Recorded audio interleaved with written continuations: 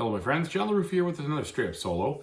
In this episode we're going to look at Pioneer Rails. I'm going to show you how the base game, not with the second side or any expansions or anything like that, plays solo, and then I'll let you know what I think about it. Alright, let's get started. Okay folks, and as usual, please like and subscribe to my YouTube channel if you haven't done so already. And if you have, thank you so much for that support. I really do appreciate it. So we are about halfway through with this game, and we're starting the third round. It's a 4-round game, as you can see here. And at the beginning of each round, you are going to flip up a gold card that you have to complete if you don't want to have the AI score 10 points on top of their 60 that they already will get for their base score. So these gold cards provide the tension and the direction, I should say, into what you're doing in this game. Now, the one tough thing about this video that I'm kind of showing here, because it's pencil, you really can barely see the lines that I've drawn. So I'm just trying to highlight what you're doing. But basically in this game is what you are trying to do. You're going to flip over a card that is basically a discard. And this is, again, how the solo plays. And then you're going to flip 2 other cards over, okay? And you're going to choose one of them to use for the suit and the other one to use for the poker hand. So in this case, they're both spades, so my suit doesn't even matter. I'm going to have to play off this unless I want to spend some a town privilege to change that. But I'm going to choose my poker hand. So this is like poker hand light, okay? There are no suits. There's only 1 pair, 2 pair, 3 of a kind, full house, straight, and then 4 of a kind. It's kind of interesting that the straight in this case, I think it's a straight. I mean, I'll have to look it up. I've been playing it as a straight, but now that I think about it, maybe it's a flush. Anyway, yeah, it is a straight. The full house should be, in all intents and purposes, I guess. Well, never mind, I forget about that because, okay, so basically there are 10 through ace cards in here. It's not a full deck of cards. So depending on your poker hand at the end, you'll score 1 through 6 points at the end of the round. And you can multiply that if you have crossed off one of these little gambling parlor things.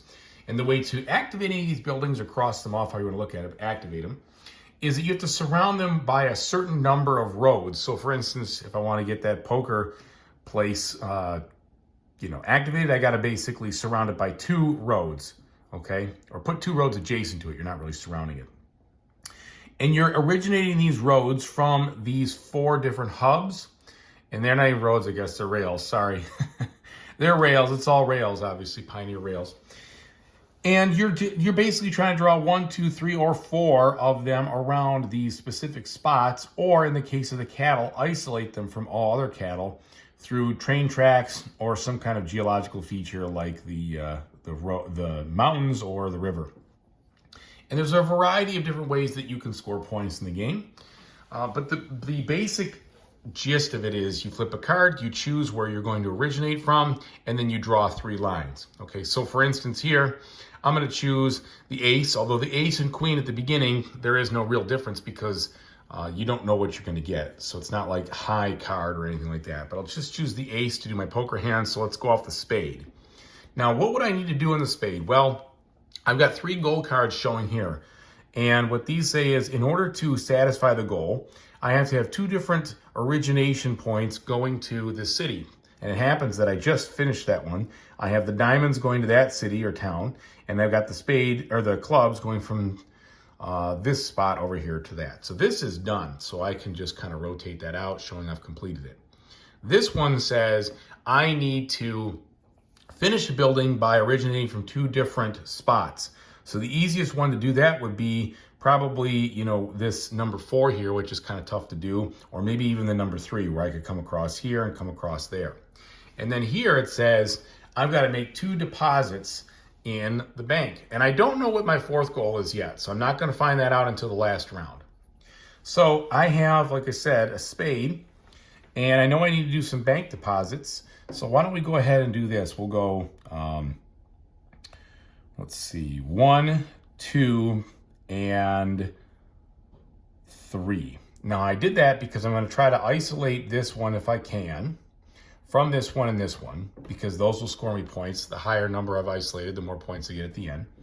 Plus, I was able to draw one line next to this gold bank, so I'm ready to do a full deposit here, which hopefully I'll do in a subsequent turn soon.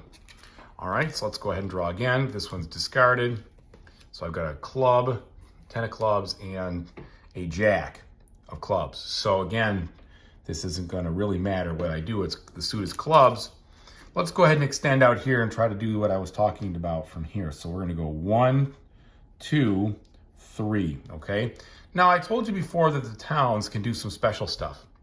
If I cross out an already activated town, I can make a bridge across the river. I can make a tunnel through the mountains.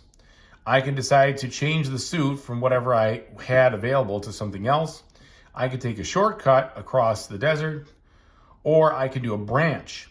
And whenever you do that, it's always it's a fourth extra rail. So I just showed you that I did a couple of these. I'm gonna go ahead and make a branch right here by crossing this off to come up here so that next time I activate my heart, I could do a couple over here, and then that would finish this building and accomplish my goal over here. So now we go to the third turn, discard that. There we go, a heart, perfect. So I'll put down my king here, all right, and then I'll take the heart and I'll do just that. I will go ahead and go 1, 2, and then I'll spur this other one off going in another direction over here because I want to do this. So make that 3 over there. So I've accomplished this. That means that I've accomplished, even though it shows 3 here, it can be anything.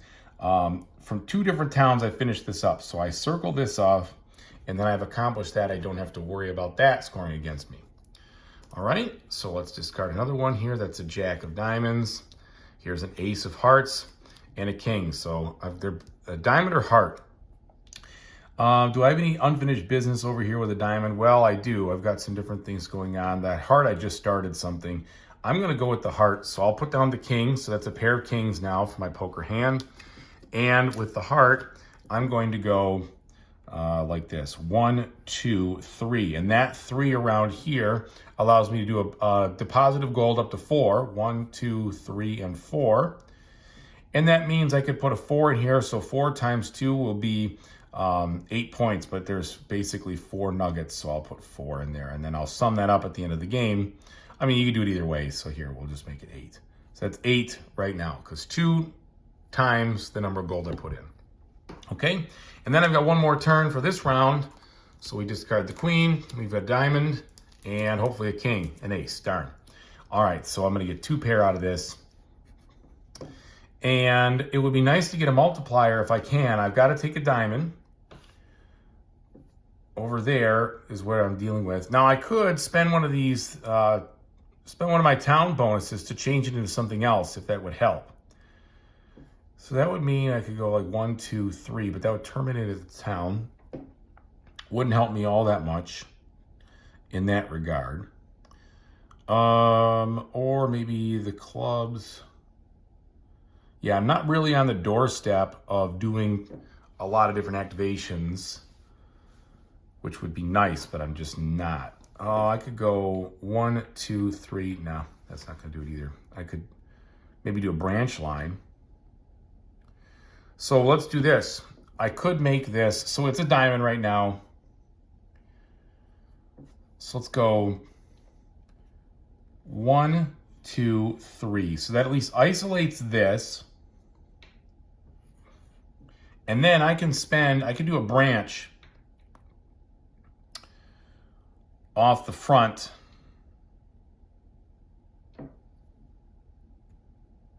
Now, what I don't know, interesting about the branch, can I do a branch even before I've done anything and just draw the extra going some other way? This hasn't really come up yet. Usually I do the branch right between my turns. This is switch. You may draw a switch track between branching off a line to start a new line. This is the only way to achieve a fork. Yes, I understand that, but I guess it shows me kind of putting it like there instead of doing what I wanted to do, which is draw it in that direction, which would activate that building. So let's say you can't do that. Okay, so anyway, so I've got 2 pair. That means 2 points. I did not get this unfortunately. So that's just 2. And now I have finished the round, and then basically at the end of the round, you will just shuffle these cards up and do it again. And then you have 4 rounds to do this. And after 4 rounds, you go ahead and see what you've done from a scoring standpoint. Now, let me tell you how it scores. Oh, and by the way, I revealed this. So it looks like I need to do 2 bridges across the river. Well, I've got 1 bridge right there. That's a plus. I'm already halfway there. So here's how you score. You're going to score for total number of gold that you've achieved, 1 point per gold. You're going to score for the sum of all the stuff that you've deposited. And the more times you make a deposit in the bank, the higher the score gets. You'll score for your furthest right circled fort. Okay, so right now that would only be 4. You'll score for the furthest right circled cattle that's isolated. And then you'll score here for your longest rail line that intersects continuously to the most cities. So for instance, what I have going on right now isn't all that impressive. I've got this one that goes to 1. It does branch, but that doesn't even come close. So this one goes like this, 1, 2. So I have a 2. If I connected that would be at least a 3. Because they can all connect in this hub over here. So you're trying to get the biggest amount going from 1, and then if you've circled a bunch of these, that's a good multiplier. And then finally, your town score for 1. You take all that, you sum it up. You don't get any points for the goals in the solo game. Those can only hurt you if you don't accomplish them. You sum up all these, you sum up the total of your poker hand, then you subtract any goals, 10 points for any goal that you didn't do, and then you get your score. And in order to beat the AI, you have to at least achieve a 60. So the more goals, there's a bunch of different difficulty levels here when you play. The more goals you deal out, the harder it is to get to that 60 because you have to accomplish more and more things. So again, I'm playing on easy, which means 4 total. It's 3 that you always get on beginner plus the 1 more that's shown right at the beginning.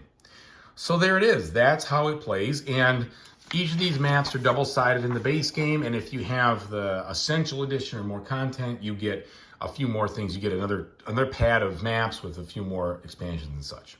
All right, let me let you know what I think. So Pioneer Rails is a easy-to-play flip and write and kind of a draw 3 rail connection thing. The idea of activating the buildings is interesting. That's how you score. And overall, it's a pleasant, pretty easy game to play. I can tell you that what makes the game interesting is the goal cards that you're trying to do. I inadvertently misunderstood the first time I played the game when it said 0 goals, thinking, oh, that's no gold card. Well, that just means no additional to the 3.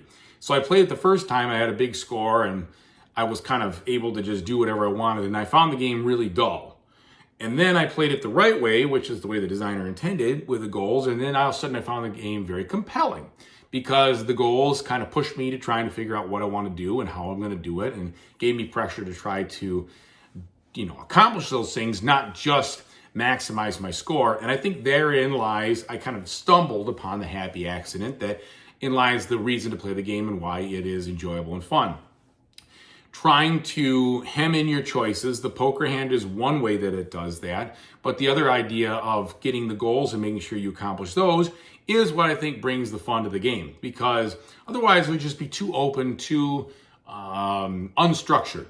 But with that, and then trying to get some good points where you're not just spreading things out here and there, but you're trying to, like any good Euro game, run up a specific direction or another to try to get the most out of something. Because the more, for instance, the more cattle things that you, ranches that you isolate, the higher those points go. The more bank deposits you make, the higher that multiplier goes. So all of these things, the big things have kind of a it's not really an exponential curve, but a curve. It's not just linear.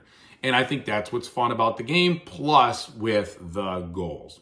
So if you like this is a very simple roll and write, which you can play, but it engages your brain for good choices with low rules overhead. This one's for you. If you've got a lot of, did I say roll and write? I meant flip and write. If you've got a lot of flip and writes or roll and writes, either way, and you have tons of different things, you don't need another one. This one's not going to necessarily blow your socks off. This isn't something like that. But I do find it pretty enjoyable. It gives you that route building along with the scoring of things. It's almost, in a way, it's like Metro meets some of the other, I'm trying to think about the best way to put it. Railroad Inc. plus Metro plus maybe a little bit of Welcome To. I guess that's how I kind of look at it. Seems like those all got a little bit of shavings of each of the gameplay into this, and it's fun. The theme's fine. The Western theme's okay. I don't really care one way or the other for Western themes. They're just kind of meh to me. But I do like little network games, and I like activating things. So this is a lot of things that I enjoy. Maybe it will be for you. Maybe it won't be. It's all up to you, and that's why I do these videos in the first place, try to help you make an informed decision. So either way, thanks so much for watching, everybody. I really appreciate it. And whatever you decide to do in the future, I really hope you have a fantastic time doing it. Take it easy, everybody.